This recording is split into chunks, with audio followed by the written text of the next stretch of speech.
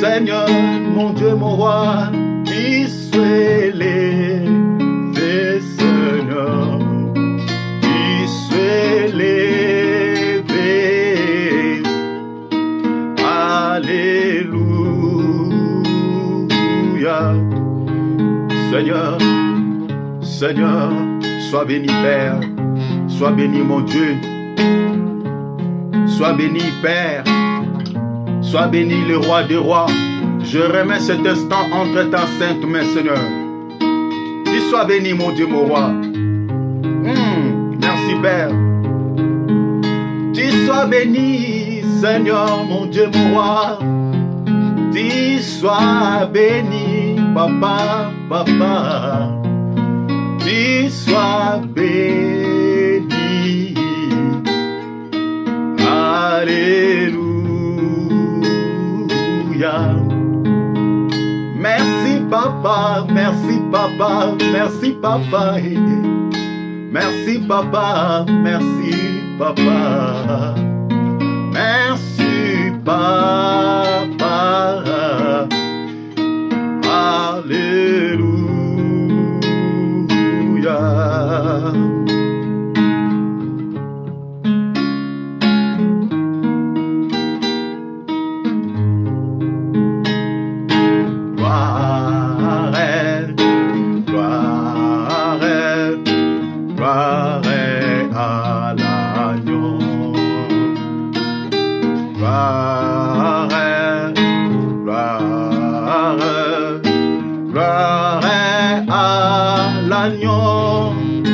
Car il est glorieux et digne de régner. L'agneau est souverain. Nous élevons la gloire pour l'adorer. L'agneau est souverain. Gloire, gloire, gloire à l'agneau. Gloire, gloire, gloire à l'agneau, car il est glorieux et digne d'adorer. L'agneau est souverain. Nous élevons la gloire pour l'adorer, l'agneau Jésus. Oh, l'agneau souverain, l'agneau Jésus, l'agneau de Dieu souverain, l'agneau Jésus. Oh, l'agneau est souverain, l'agneau Jésus, l'agneau de Dieu souverain, l'agneau Jésus, l'agneau, l'agneau, l'agneau, l'agneau, l'agneau, l'agneau, l'agneau, l'agneau, l'agneau, l'agneau, l'agneau, l'agneau, l'agneau, l'agneau, l'agneau, l'agneau, l'agneau assis sur le trône. L'agneau soit élevé, l'agneau de Dieu soit béni, l'agneau de Dieu soit béni, celui qui est assis sur le trône. Jésus, Jésus, Jésus, tu sois élevé mon Père. Je t'adore, je te célèbre, tu sois béni.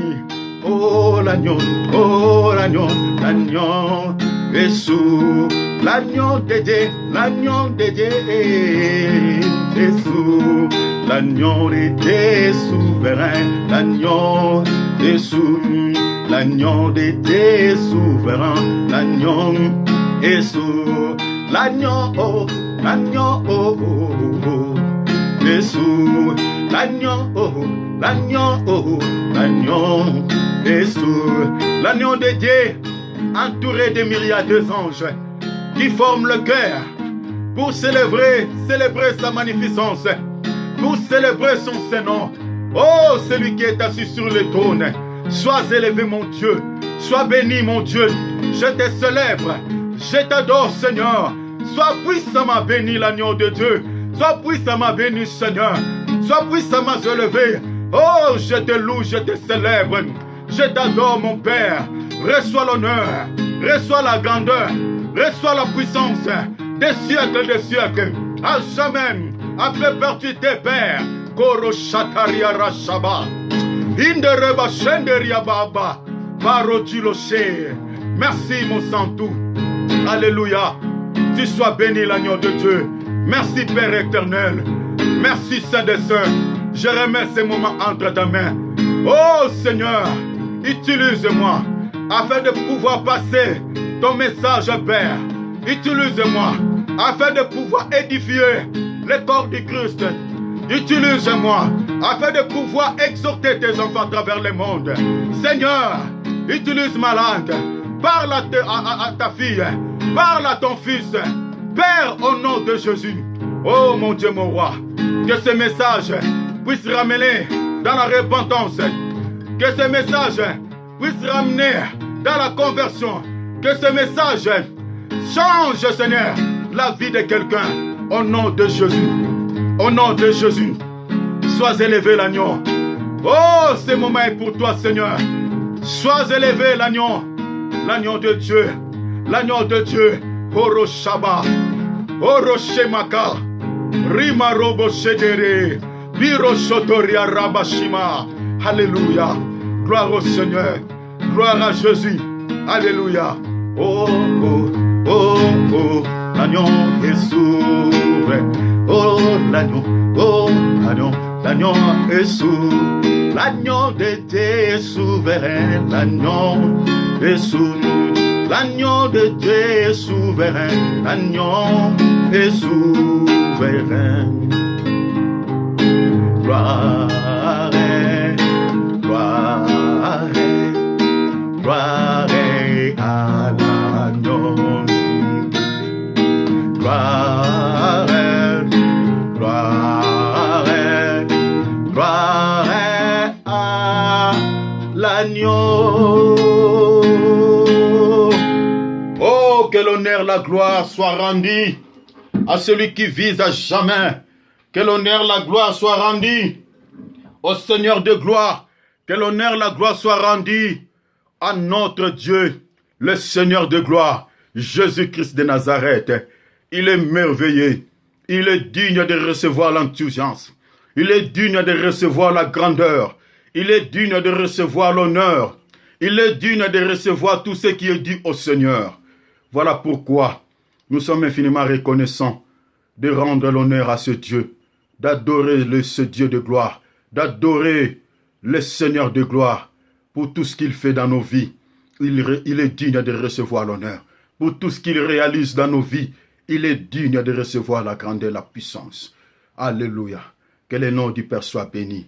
Que Dieu vous bénisse. Tous ceux qui nous suivent à travers l'Internet, tous ceux qui nous suivent à travers le monde, que la grâce de Dieu abonde dans vos vies. Que la grâce de Dieu abonde dans vos vies. Que la faveur de Dieu soit votre partage. Au nom du Seigneur Jésus-Christ. Nous voulons encore partager quelque chose avec nos bien-aimés enfoncés. Nous continuons toujours sur notre thème, comme nous avons intitulé « La vue est la seule porte de tous les péchés ». Par la vie que le péché entre, c'est par la vie que le péché entre. Mais bien aimés dans le Seigneur, nous allons lire la Bible. Nous sommes dans le livre de Matthieu, chapitre 5, à partir du verset 28. La Bible dit ceci. « Mais moi je vous dis, que quiconque regarde une femme pour la convoiter a déjà commis un adultère avec elle dans son cœur. » C'est par ici que nous avons compris, c'est par ce passage que nous avons compris que c'est par la vie que le péché de la convoitise est né. C'est par la vie que le péché de la convoitise commence. On ne peut pas convoiter quelque chose sans l'avoir vu. On ne peut pas convoiter une chose sans au préalable observer, regarder ou capter une image. La convoitise commence par la vie. La convoitise commence par le regard. Nous avons vu, nous avons tantôt dit que les deux grands ancêtres, Adam et Ève, le diable avait attiré leurs attentions à ce qui était dévoué par interdit par Yahweh. Il a voulu que l'homme puisse avoir les yeux du mal. Adam et Ève ne connaissaient pas le péché, ne connaissaient pas ce que c'est le mal. Mais le diable, l'auteur de l'iniquité, celui qui a fait entrer l'iniquité dans ce monde, celui qui a fait entrer le péché dans ce monde, il a voulu aussi que l'on puisse comprendre ce qui est mal. Il a voulu aussi que l'on puisse comprendre ce qui s'est péché. Il a attiré les regards de l'homme vers ce qui était péché, vers ce qui était mal. Regardons un peu, mes bien-aimés. Nous sommes dans le livre de Genèse. Nous sommes dans le livre de Genèse, chapitre 3. Genèse, je dis Genèse, chapitre 3e. Écoutez ce qui s'était passé. J'ai lu le verset 4 jusqu'au verset 6e. La Bible dit, « Alors le serpent dit à la femme, « Vous ne mourrez point, mais Dieu sait que le jour où vous en mangerez, vos yeux s'ouvriront. » Oh, Dieu avait dit à Adam que le jour où tu en mangeras cet arbre, tu mourras. Mais le diable, il a renversé la pensée du Seigneur. Il dit, Dieu sait que le jour où vous en mangerez, vos yeux s'ouvriront. Il a enlevé la mort, il a remplacé les yeux. Or, c'est par les yeux que le péché entre. Or, le péché, et la Bible dit que le salaire du péché, c'est la mort. Donc le diable, il a essayé un peu de voiler la mort. Or, le péché entre par les yeux. Et c'est par le péché que la mort est née. C'est par le péché que la mort entre dans nos vies. Écoutez le verset 6e du chapitre 3. La femme vit que l'arbre était bon à manger, agréable à la vie. La femme vit. Il a vu où? Par les yeux. Et il commence à apprécier quelque chose par lequel il y avait la mort à l'intérieur. La femme commence à apprécier quelque chose qui pouvait tuer sa vie, qui pouvait compliquer toute sa vie. L'homme et la femme vivaient dans le jardin d'Éden. Le jardin d'Éden veut dire le lieu des délices. Quelque chose de délicieux, quelque chose de délicieux, quelque chose de merveilleuse. lieu de délices. Ils vivaient en harmonie avec Dieu, Adam et Ève. Il n'y avait pas de souffrance. Il n'y avait pas de malheur. Il n'y avait pas de maladie dans le jardin d'Éden. Il n'y avait pas d'inquiétude. Lorsque l'homme n'avait pas encore commis le péché, il n'y avait pas de trouble. Il y avait la paix. Et Dieu avait créé l'homme pour la pensée de l'éternité, pour que l'homme puisse vivre avec le Seigneur pour toujours. Mais par les péchés, parce que l'homme n'avait pas discipliné ses regards, parce que l'homme n'avait pas discipliné la vue, toute sa vie est entrée dans la complication. La vie de l'homme est entrée dans le trouble. La vie de l'homme est devenue compliquée, juste par un simple regard. Le péché est entré et la vie de l'homme est devenue compliquée. La mort est entrée, la maladie, de dépression, des inquiétudes est entrée dans la vie de l'homme par les regards. L'homme, il a apprécié la mort, il a apprécié sa mort. L'arbre par lequel Ève est en train de dire que l'arbre était bon. Dans cet arbre, il y avait la mort. Il y avait tout ce qui était mal dans cet arbre. La femme du était bon, agréable à la vie. Parce que c'était ça l'objectif du malin, comme on avait parlé la fois passée. Le but du malin était que l'on puisse comprendre aussi ce qui est mal. L'on puisse voir, regarder aussi ce qui est mal. C'est ça ce que nous sommes en train de dire, mon bien-aimé. Ta vie est entrée peut-être dans la complication parce que tu avais juste regardé une femme qui était mal vêtue, qui était mal habillée. Tu es séduit par ses parties intimes. Tu es allé commettre l'impudicité ou l'adultère avec elle. Aujourd'hui, tu es dans de pleurs. Aujourd'hui, ta vie est entrée dans la complication par cette femme. Elle était peut-être une femme envoyée par le diable. Elle était peut-être une sorcière. Aujourd'hui, tu as des enfants sorciers. Parce que tu as été séduit par cette femme. Parce que tu as été séduit par tes regards. En regardant cette femme, tu es allé tomber dans l'adultère, dans l'impudicité. Tu as fait les enfants avec cette femme. Et c'est pendant que cette femme, elle était peut-être sorcière. Et aujourd'hui, ta vie est entrée dans la complication, juste par tes regards. Parce que tes yeux n'étaient pas encore délivrés. Parce que tu n'avais pas pu discipliner tes yeux. Nous allons lire un témoignage dans la Bible. Regardez ce qui était arrivé dans la vie d'un roi qui n'avait pas voulu discipliner, qui n'avait pas discipliné en fait, arraché les yeux du mal, qui n'avait pas discipliné en fait ses regards. Les péchés et les troubles étaient entrés dans la vie de cet homme. Écoutez, nous sommes dans le livre de 2 Samuel, à partir du verset 11, à partir du chapitre plutôt 11, et nous allons lire le verset 2. Écoutez ce que la Bible dit. Je lis. Un soir, David se leva de sa couche, et comme il se promenait sur le toit de la maison royale, il aperçut. Ici, on dit il aperçut. Dans la version Louis II, on dit il vit. Il vit. On ne perçoit que par les regards. On ne perçoit que par l'œil, par les yeux, par la vue. David, il vit, il aperçut de là une femme qui se baignait et qui était très belle de figure.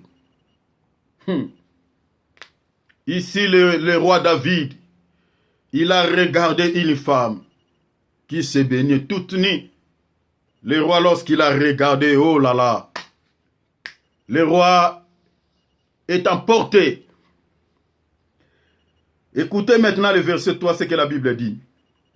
David fit demander qui était cette femme.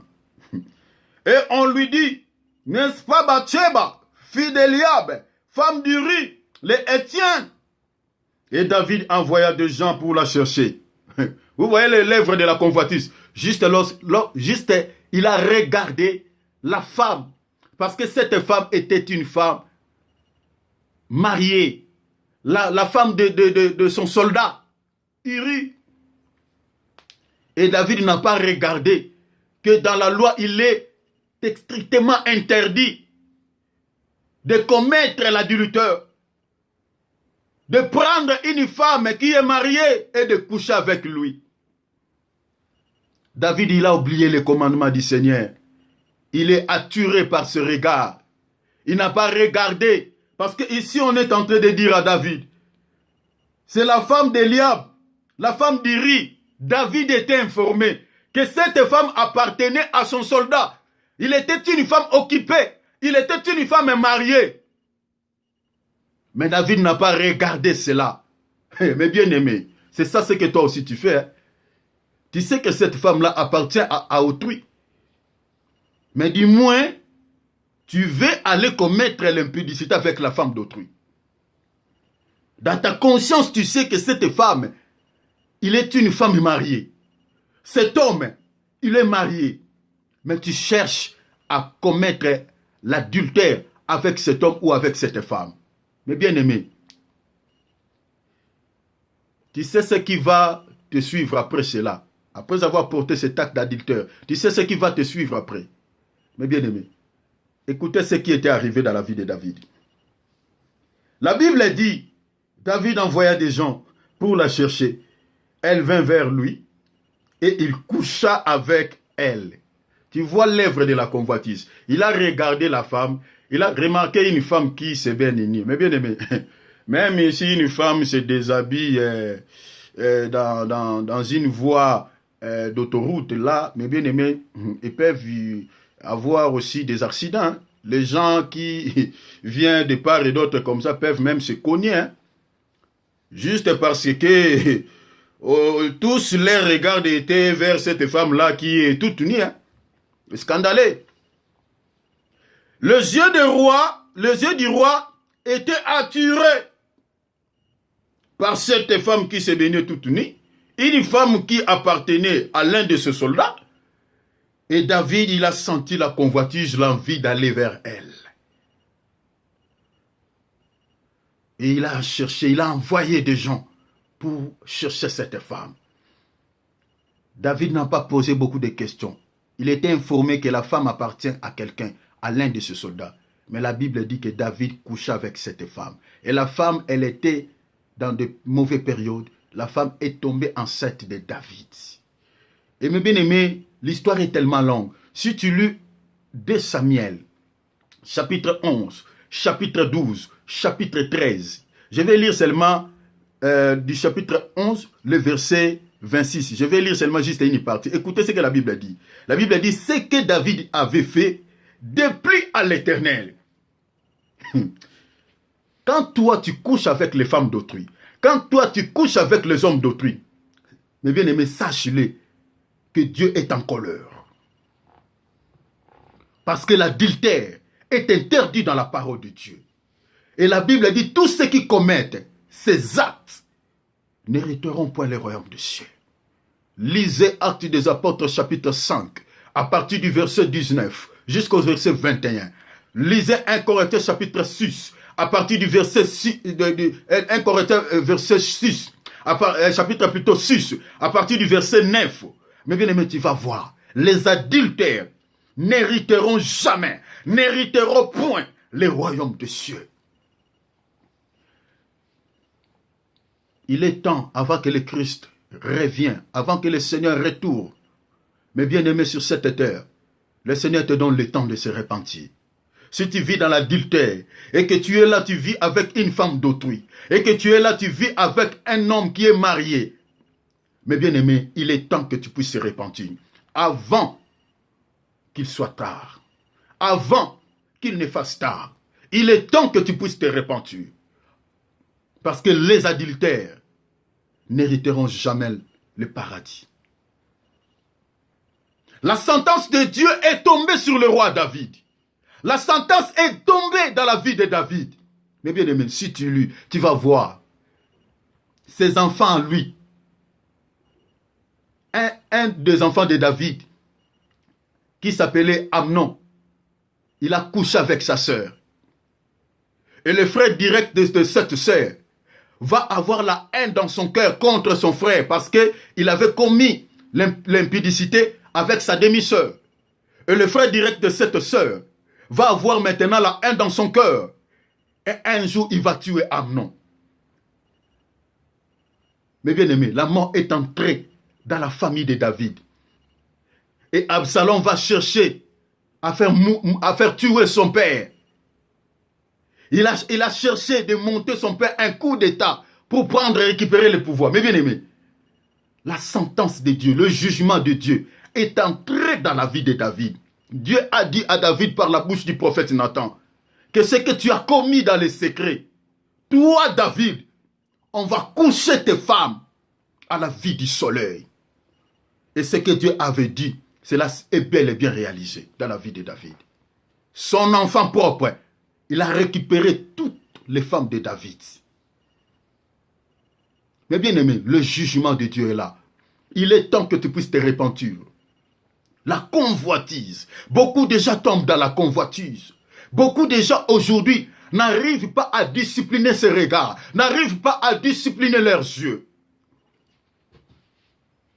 Combien de fois tu tombes dans l'impudicité juste parce que tu aimes regarder le film porno? Et cela fait monter un sentiment d'aller de chercher une femme.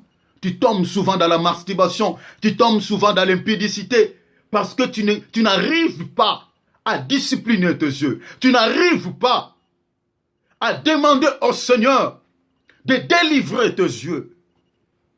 Tu tombes chaque fois dans la masturbation. Mon bien-aimé, toi qui me regardes, sache-le bel et bien. Si le Seigneur vient aujourd'hui, tu n'hériteras pas le royaume des cieux. Tu resteras. Tu n'arrives pas à discipliner tes regards. C'est par la vie que la convoitise entre. C'est par la vie que la convoitise commence. Combien de hommes de Dieu aujourd'hui sont touchés par la convoitise, sont touchés par cet esprit? Aujourd'hui, les messages, les prédications n'est basé, n'est fondé que sur les choses de ce monde. Vous allez voir un homme de Dieu qui prend des temps et des temps pour ne parler que du matériel, pour ne parler que des choses de ce monde. Aussi longtemps la Bible dit que tout ce qui est dans ce monde n'est rien d'autre que la convoitise de la chair, n'est rien d'autre que la convoitise de Dieu. Il y a des hommes de Dieu qui focalisent les regards des enfants de Dieu à travers les choses de ce monde, à travers le matu vu. Écoutez ce que le Seigneur dit. Nous sommes dans les livres de 1 Jean. 1 Jean. J'ai dit 1 Jean. 1 Jean chapitre 2, nous lisons le verset 15. Écoutez ce que le Seigneur dit. N'aimez point le monde, ni les choses qui sont dans le monde. On va aller petit à petit. Je m'arrête un peu là. N'aimez point le monde, ni les choses qui sont dans le monde. Ici, le Seigneur est en train de parler sur l'amour. J'avais dit dans l'émission passée, l'amour, il n'y a qu'un seul amour. On ne peut pas partager un même amour avec deux personnes. On ne peut pas partager une seule amour avec deux personnes. Le Seigneur dit dans Matthieu 6, verset 24, que nul ne peut servir deux maîtres. Il haïra l'un et aimera l'autre. Donc tu ne peux pas aimer deux maîtres à la fois. Il faut que tu puisses haïr l'un et que tu aimes l'autre. Donc tu ne peux pas aimer Dieu, en même temps aimer le monde. Tu ne peux pas aimer le monde, en même temps aimer le Seigneur. Cela n'est pas possible, mes bien-aimés. Le Seigneur dit, si quelqu'un aime le monde, l'amour du Père n'est pas en lui. Si quelqu'un aime le monde, l'amour du Père n'est point en lui. Si tu es tout le temps porté, si tu es tout le temps emporté par les choses de ce monde, si tu as l'envie des choses de ce monde, si tu aimes le monde, si tu aimes les choses de ce monde, mon bien-aimé, sache-le bel et bien, la Bible dit, tu n'as pas l'amour pour le Seigneur. Tu n'aimes pas le Seigneur. Quoi que tu peux dire, oh j'aime Dieu, quoi que tu peux aller à l'église, quoi que tu peux faire la prière, quoi que tu peux faire je ne sais pas quoi. Tu peux dire même aux gens, oh j'aime le Seigneur, mais le Seigneur sait que tu ne l'aimes pas. Tu tombes souvent dans la convoitise. Tu ne peux pas laisser passer quelque chose sur l'internet. Quand tu vois le solde, oh non, Lidl il a soldé, oh Coop il a soldé, oh là-bas on a soldé des choses. Même si tu n'as pas l'argent, tu es prêt d'aller, même de prendre une dette pour aller juste acheter ces histoires.